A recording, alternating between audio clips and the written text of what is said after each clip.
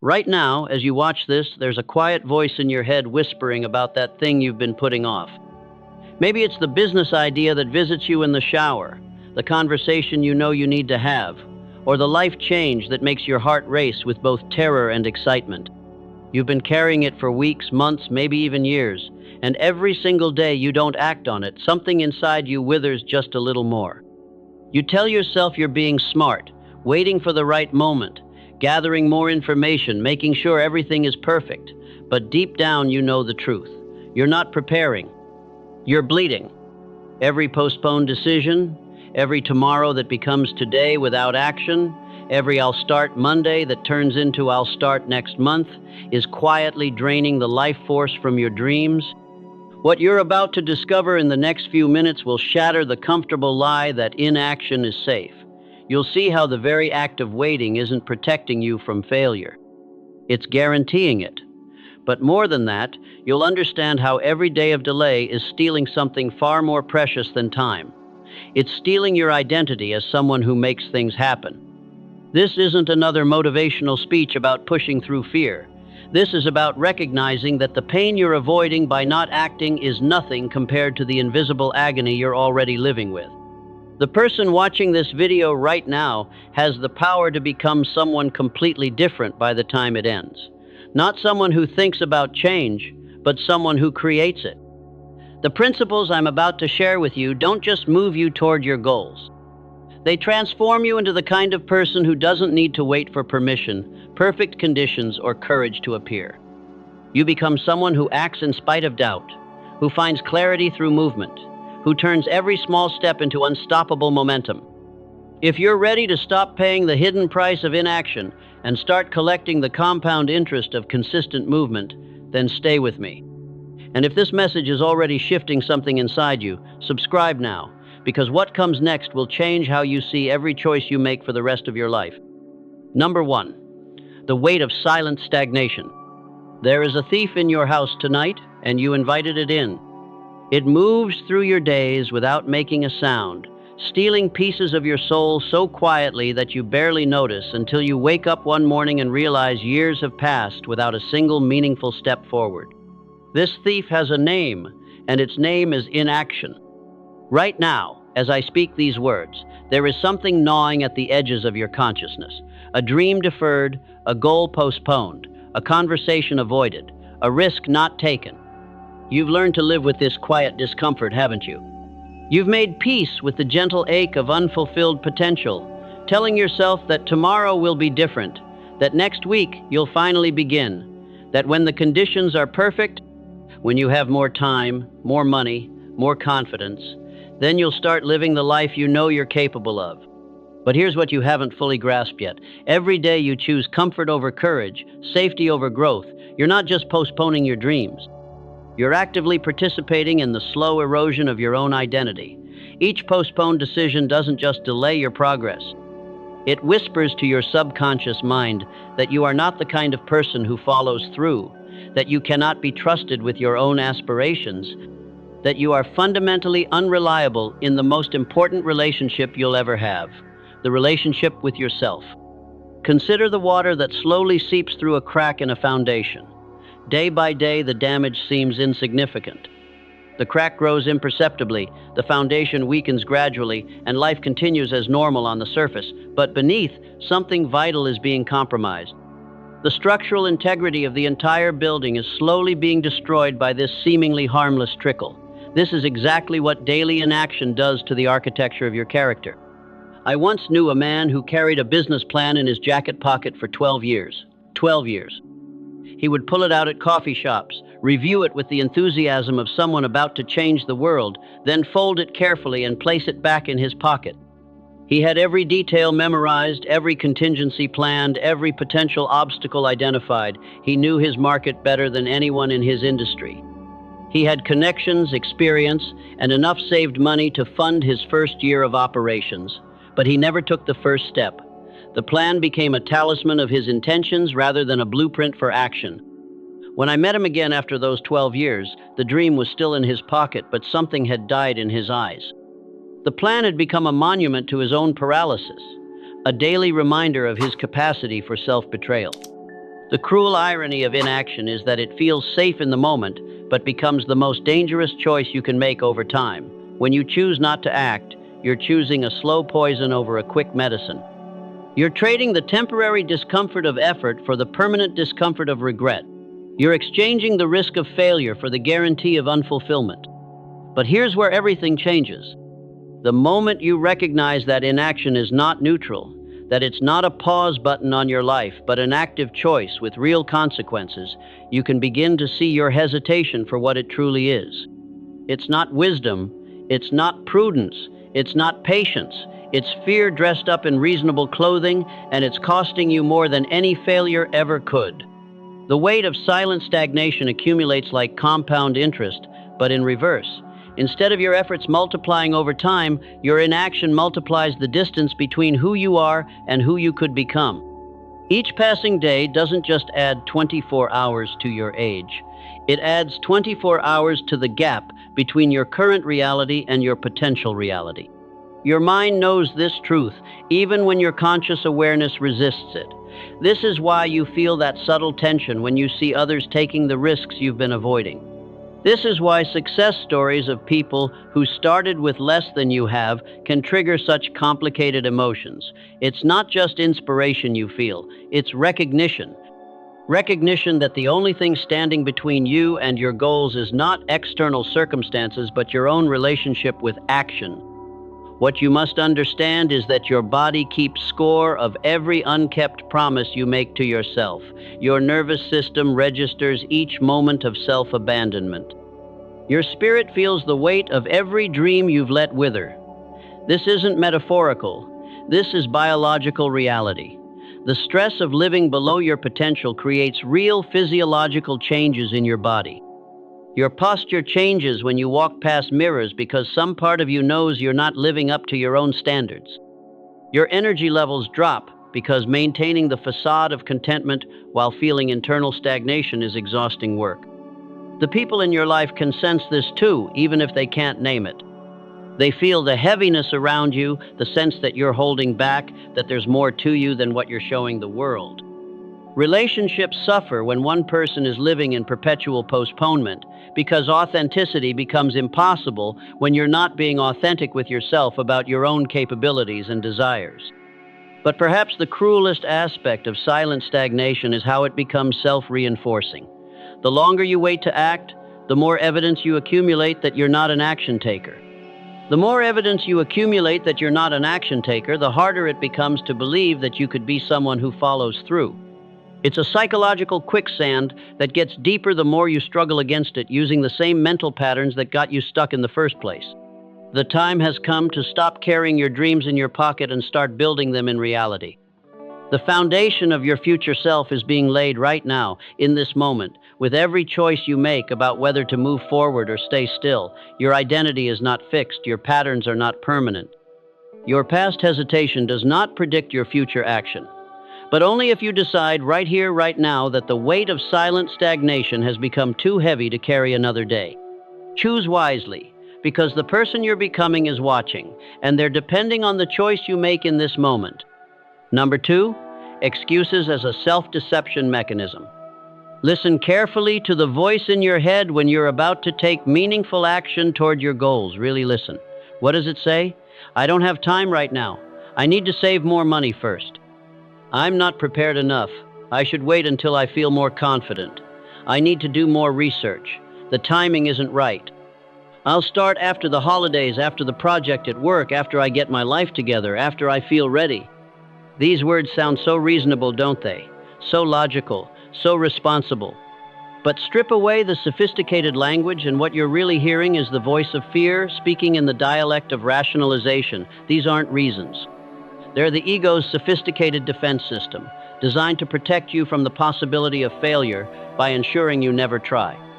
Here's what I've discovered after studying thousands of successful individuals and countless more who remain trapped in mediocrity. The people who achieve their goals and the people who don't are not separated by their circumstances. They're separated by their relationship with excuses. The achievers hear the same voice, face the same challenges, encounter the same obstacles, but they recognize excuses for what they are. elaborate lies designed to keep them comfortable and small. Think of excuses as a drug. They provide immediate relief from the anxiety of taking action. They soothe the discomfort of stretching beyond your current capabilities. They offer the comforting illusion that you're being wise and prudent rather than fearful and avoidant. But like any drug, excuses have side effects that compound over time. Each excuse makes the next one easier to believe. Each rationalization strengthens the neural pathways that lead away from action and toward paralysis. Consider the excuse of not having enough time. This is perhaps the most seductive lie we tell ourselves because it feels so universally true. Who among us feels they have abundant time? But when I examine the daily schedules of people who claim to have no time for their dreams, I find hours spent scrolling through social media, watching television shows they don't even enjoy, engaging in conversations that drain rather than energize them, attending meetings that accomplish nothing, worrying about problems they cannot control. The issue is not a lack of time. The issue is a lack of clarity about what truly matters and a lack of courage to align their actions with their stated priorities. The excuse of insufficient money follows the same pattern. People who claim they cannot afford to pursue their goals somehow find money for daily coffee shop visits, subscription services they rarely use, impulse purchases that gather dust, and entertainment that provides temporary distraction but no lasting value. They're not lacking resources.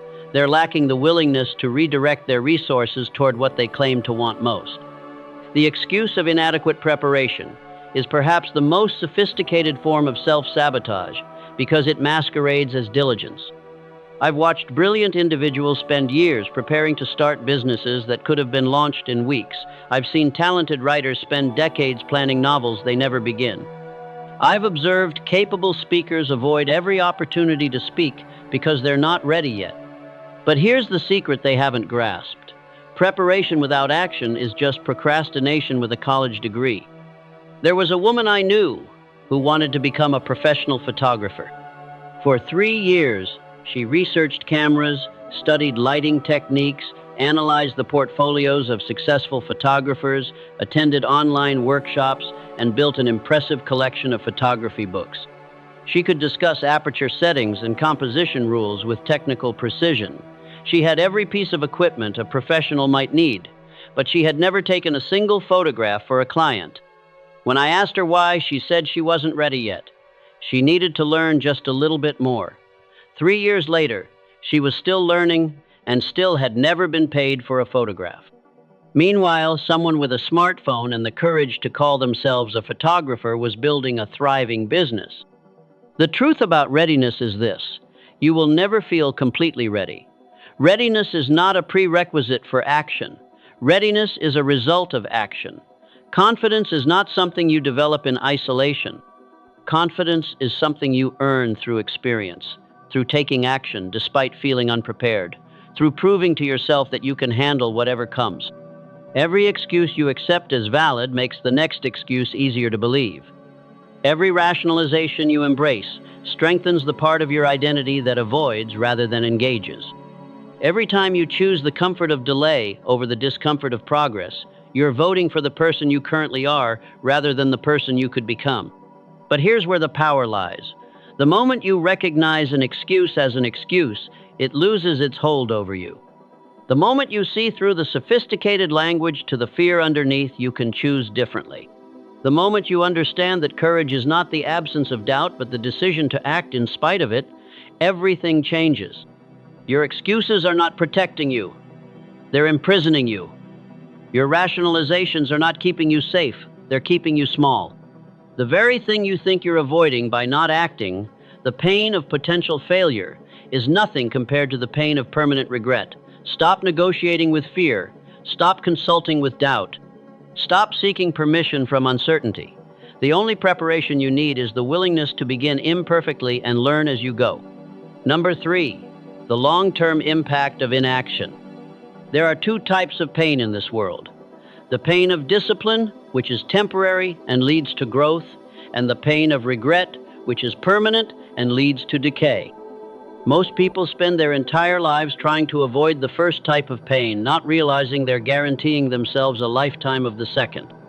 When you choose not to act, When you decide that tomorrow is a better day to begin, when you postpone that difficult conversation or delay that important decision, you think you're avoiding pain. But you're not avoiding anything. You're simply choosing to pay a different price, and it's a price that compounds daily like interest on a debt you never intended to accumulate. Let me paint you a picture of what inaction actually costs over time. It's not just the obvious things like missed opportunities or delayed goals. It's far more insidious than that. Inaction costs you your connection to your own power. It costs you the respect you could have for yourself. It costs you the relationships that could have formed with people who admire action and commitment. It costs you the skills you would have developed through trial and error. It costs you the resilience you would have built by facing challenges head-on. Most devastatingly, inaction costs you your identity as someone who makes things happen. Every day you delay taking meaningful action toward your goals, you're voting for an identity that you claim you don't want. You're reinforcing the story that you're the kind of person who thinks about change rather than creates it, who plans rather than executes, who dreams rather than builds. Consider the mathematics of missed opportunity. Every chance you don't take closes not just that one door, but all the doors that would have opened as a result of walking through the first one. The job you don't apply for isn't just one missed position. It's the network you would have built in that role, the skills you would have developed, the confidence you would have gained, the next opportunity that would have emerged from that experience. The conversation you don't have isn't just one avoided discomfort. It's the relationship that could have deepened, the understanding that could have been reached, the problem that could have been solved. I think of a man I knew who spent 15 years working a job that drained his soul while nurturing a dream of starting his own consulting practice. He had the expertise, the connections, and the financial runway to make the transition safely, but he was waiting for the perfect moment, for complete certainty, for a guarantee that it would work. Year after year, he watched colleagues with less experience and fewer qualifications launch their own practices and thrive. Some succeeded immediately. Others struggled initially but grew stronger through the challenges. All of them learned things about themselves and their capabilities that could only be discovered through action. After 15 years of preparation and hesitation, he finally made the move. But by then, the market had changed, his network had grown cold, and most importantly, his capacity for risk-taking had atrophied. The muscles of entrepreneurship, like any other muscles, weaken without use. What could have been launched with confidence and momentum in year 1 required enormous effort to resurrect in year 15. The cost of his delay wasn't just time. It was the compound effect of 15 years of other people building relationships, gaining experience, and establishing reputations while he remained safely employed and secretly frustrated. The pain of inaction is particularly cruel because it's largely invisible to others and often denied by ourselves. When someone fails at something they attempted, they have a clear story to tell, lessons to share, and experience to build upon. But when someone fails to attempt something they know they should pursue, there's no story to tell except to themselves, usually in the quiet moments when pretense becomes impossible. This internal reckoning typically happens at 3 in the morning or during long drives alone, or in those moments between sleep and waking when your defenses are down and truth has a chance to surface. In these moments, you feel the full weight of all the chances not taken, all the risks not embraced, all the words not spoken, all the dreams not pursued. This is where the pain of inaction lives, in the accumulating awareness of the gap between who you are and who you could have become. The most tragic aspect of this pain is that it's entirely preventable. Unlike many forms of suffering that arise from circumstances beyond our control, the pain of inaction is self-imposed. We choose it every time we choose comfort over growth, safety over possibility, certainty over adventure. We choose it when we wait for perfect conditions that never arrive, for complete confidence that never comes, for permission that nobody can give us but ourselves. But here's what you must understand about the true cost of delay. Time is not just passing while you wait to begin. Life is not paused while you gather courage. Opportunities are not frozen while you prepare. The world is moving, other people are acting, markets are shifting, relationships are forming, and every day you're not participating in the creation of your own future. You're falling further behind, not just in terms of progress, but in terms of the person you're becoming. The pain of action lasts moments. The pain of inaction lasts lifetimes. Choose your pain carefully, because you will have one or the other. There is no third option where you get to avoid both the temporary discomfort of effort and the permanent discomfort of regret. The only question is which pain you're willing to accept and which future self you're willing to face in the mirror 10 years from now. Number 4, change through consistent action. The greatest lie ever told about transformation is that it requires dramatic gestures, perfect conditions, and monumental effort. This lie has paralyzed more potential than every external obstacle combined. The truth is far simpler and far more powerful. Transformation happens through the accumulation of small, consistent actions taken by ordinary people who refuse to wait for extraordinary circumstances. Right now, as you listen to these words, there is something you know you should be doing. Something small, manageable, completely within your current capabilities, but you're not doing it because it doesn't feel significant enough, dramatic enough, worthy of your grand vision. You're waiting to feel inspired, motivated, or confident enough to take meaningful action. But here's what I've learned from studying the patterns of achievement. Inspiration follows action, not the other way around. Confidence is earned through experience, not granted through contemplation. The power of consistent action lies not in any single effort, but in the compound effect of repeated behaviors over time. Every small step forward rewrites your identity at a cellular level. Every tiny victory strengthens your belief in your own capability. Every moment you choose progress over perfection, action over analysis, you're casting a vote for the person you're becoming rather than remaining loyal to the person you've been. Think of action as medicine for doubt. The more you act, the less power doubt has over you. The more you move forward despite uncertainty, the more comfortable you become with uncertainty. The more you prove to yourself that you can handle imperfect conditions, the less you need perfect conditions to begin. This is how ordinary people accomplish extraordinary things. They make peace with imperfection and find power in consistency. I want you to consider the story of a woman who decided she wanted to write a novel.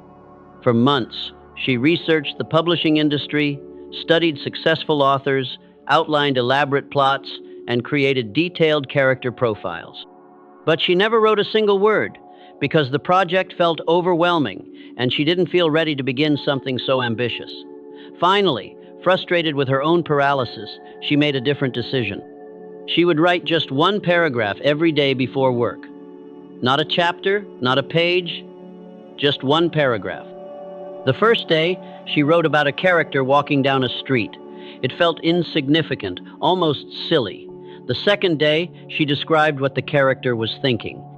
Still small, still seemingly unimportant.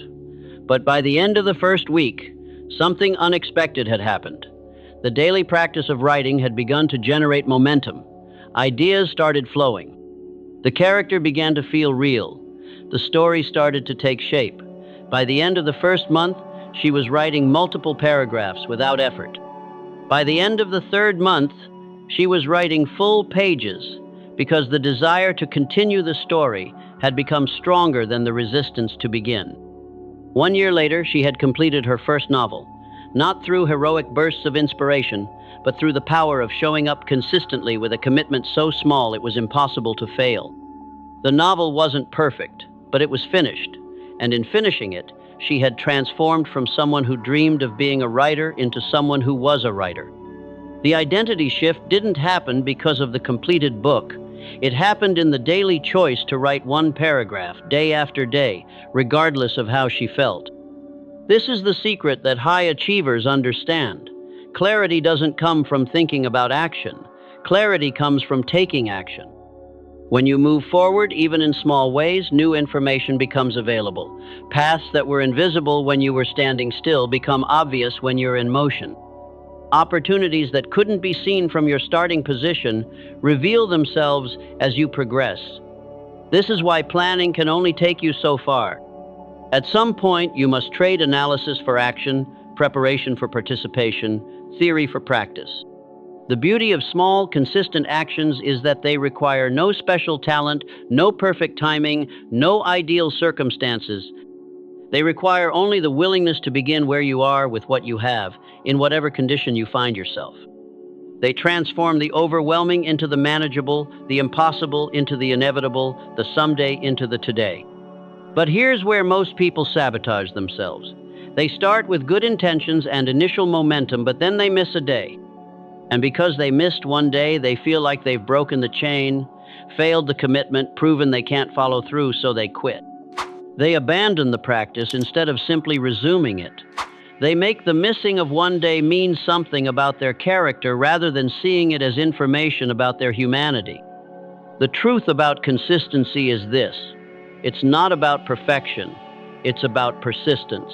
It's not about never missing a day. It's about never missing 2 days in a row. It's not about getting it right every time. It's about getting back up every time you fall. The power lies not in flawless execution, but in relentless return to the practice.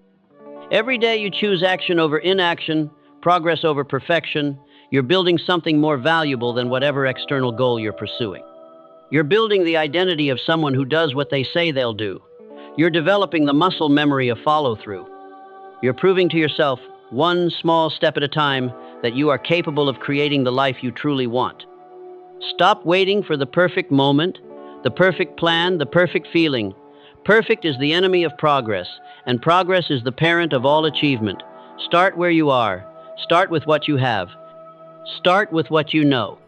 Start small, but start today, because the person you're becoming is created not in the grand gestures, but in the quiet moments when nobody is watching and you choose to keep your promise to yourself anyway. Number 5, your environment and relationships.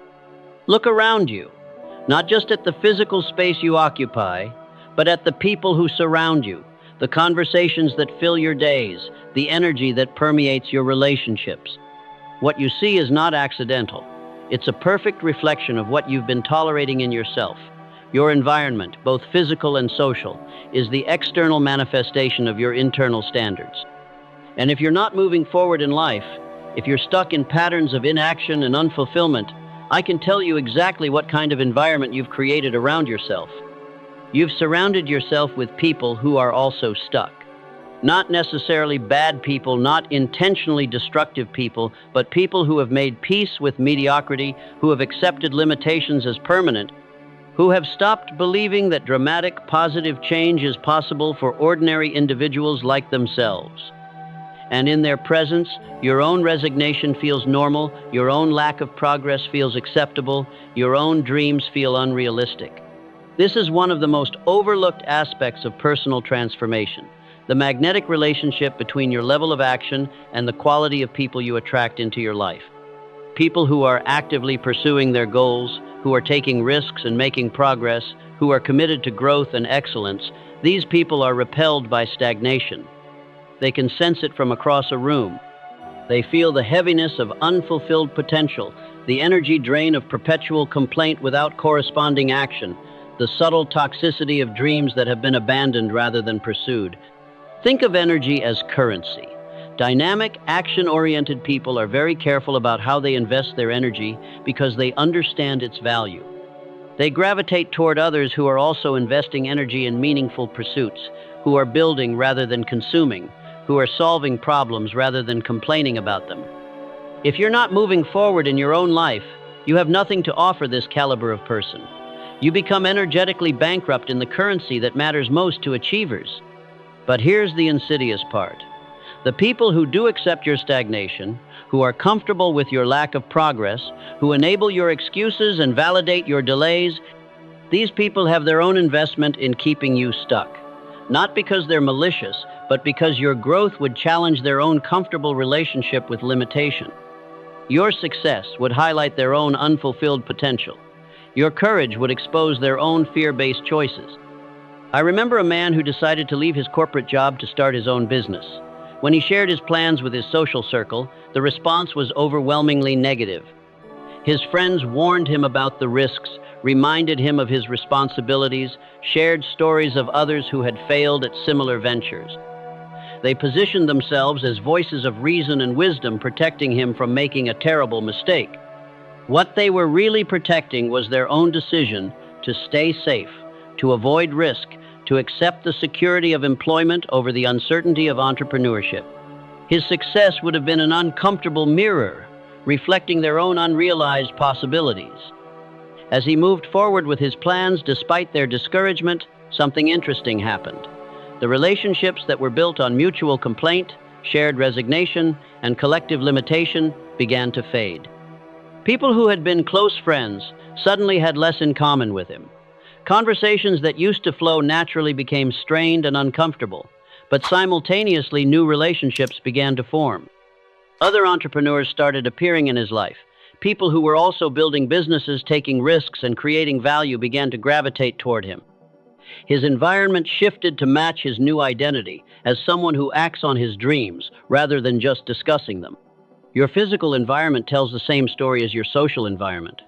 If your living space is cluttered, disorganized, or filled with items that represent past versions of yourself rather than future aspirations, you're reinforcing an identity of stagnation every time you walk through your door. Your surroundings should inspire action, not enable passivity. They should remind you of your goals, not distract you from them. They should support the person you're becoming, not comfort the person you've been. The books on your shelves, the art on your walls, the objects you choose to display, these are not just decorations. They're daily reminders of what you value, what you aspire to, what you believe is possible for your life. If your environment reflects past achievements more than future possibilities, if it's organized around comfort more than growth, if it enables distraction more than focus, then you're living in a museum of your former self rather than a launching pad for your future self. But here's the powerful truth about environment and relationships.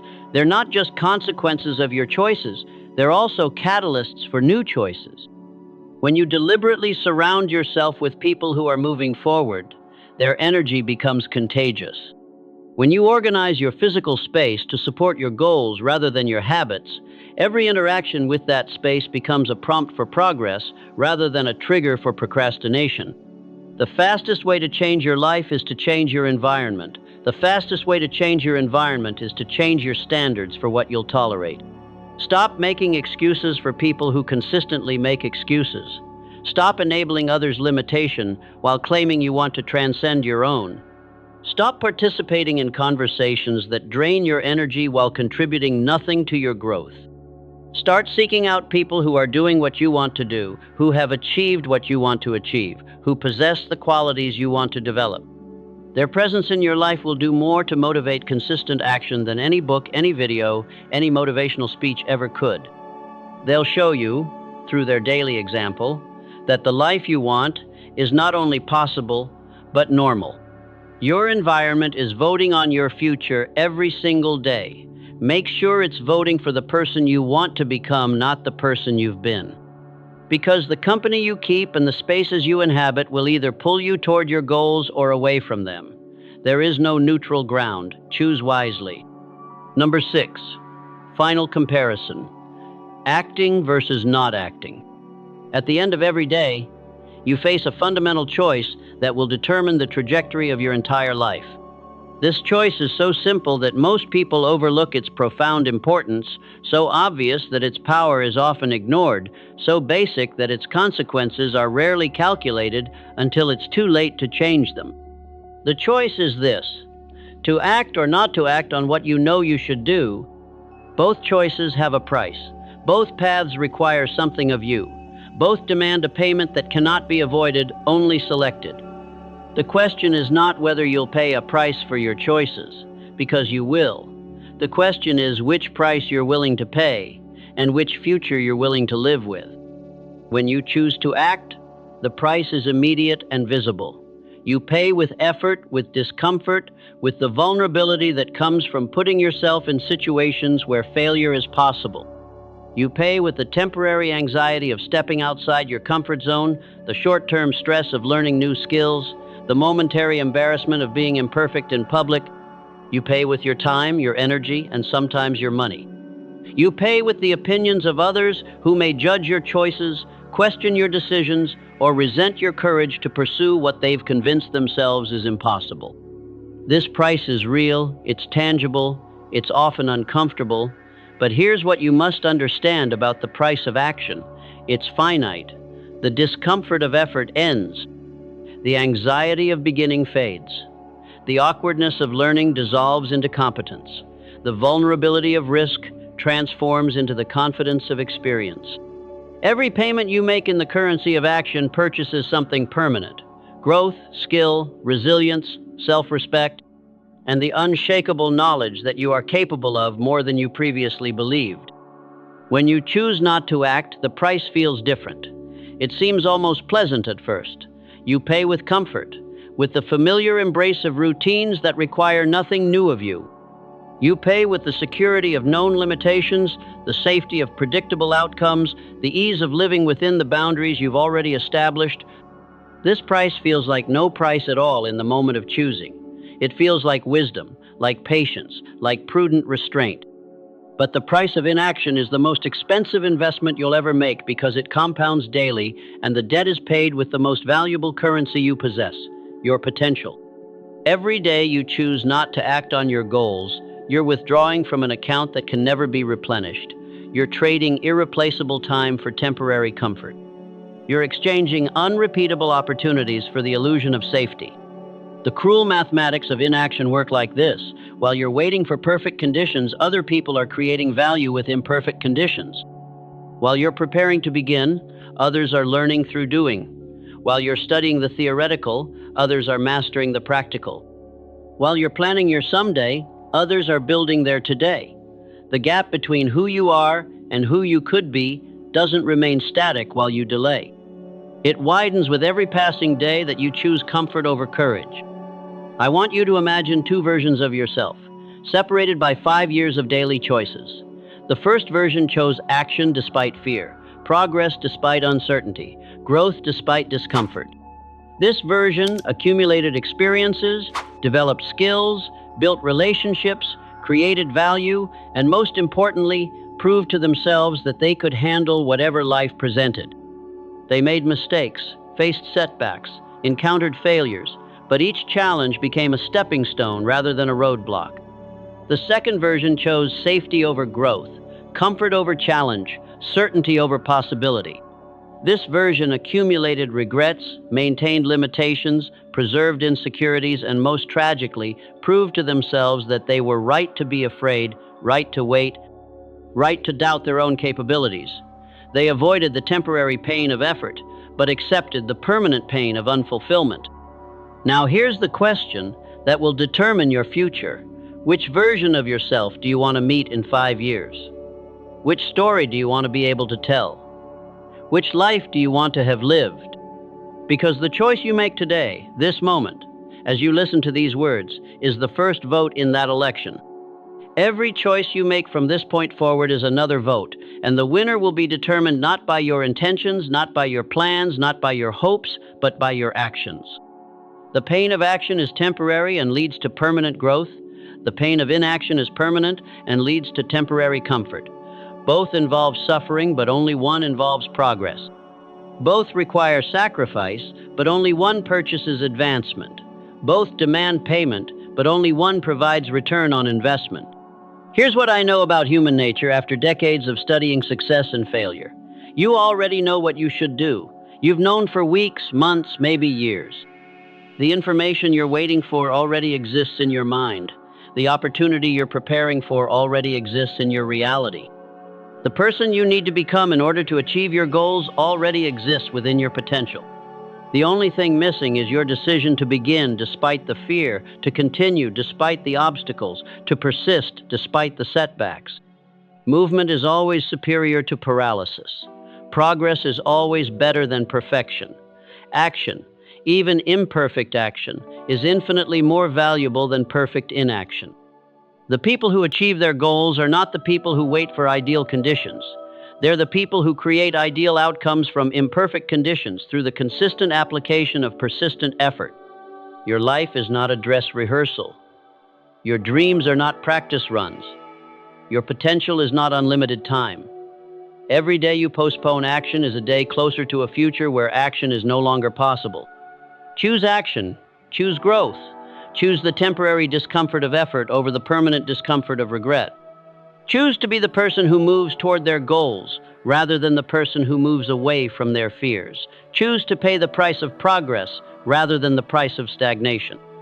Your future self is counting on the choice you make right now. There is a moment in every person's life when they stand at the edge of two worlds. Behind them lies the familiar territory of who they have been, with all its comfortable limitations and well-worn excuses. Ahead lies the uncertain landscape of who they could become, where every step forward is both a discovery and a declaration of their true capabilities. You are standing at that edge right now, not metaphorically, not symbolically, literally. The information you've received, the insights you've gained, the mirror you've looked into, all of this has brought you to this precise moment of choice. The person who began listening to these words and the person hearing them now are already different. Awareness has shifted something fundamental within you. But awareness alone is not transformation. Knowledge without action is merely educated inaction. Understanding without movement is just sophisticated paralysis. The bridge between where you are and where you want to be is not built with good intentions or perfect plans. It's built with the next step you take, and the step after that, and the one after that. Every great journey begins with a single step taken by someone who decided that the pain of staying the same had finally become greater than the fear of changing. Every remarkable life is lived by someone who chose to trust their potential more than their past, their possibilities more than their limitations, their courage more than their comfort. The path you're about to walk has been traveled by everyone who has ever accomplished anything meaningful. They felt the same uncertainty you feel. They faced the same doubts you face. They heard the same internal voices questioning their readiness, their worthiness, their chances of success. The only difference between those who achieved their dreams and those who abandoned them was the willingness to take the next step while afraid, to continue moving while uncertain, to keep acting while imperfect. If you're ready to join the ranks of those who create rather than consume, who build rather than simply plan, who transform their lives through consistent action rather than endless preparation, then continue walking this path with others who have made the same choice. The journey of becoming who you're meant to be is not traveled alone. Your future self is not waiting for you to arrive. They are being created by every choice you make from this moment forward. Choose wisely, because the next chapter of your life begins with whatever you do next.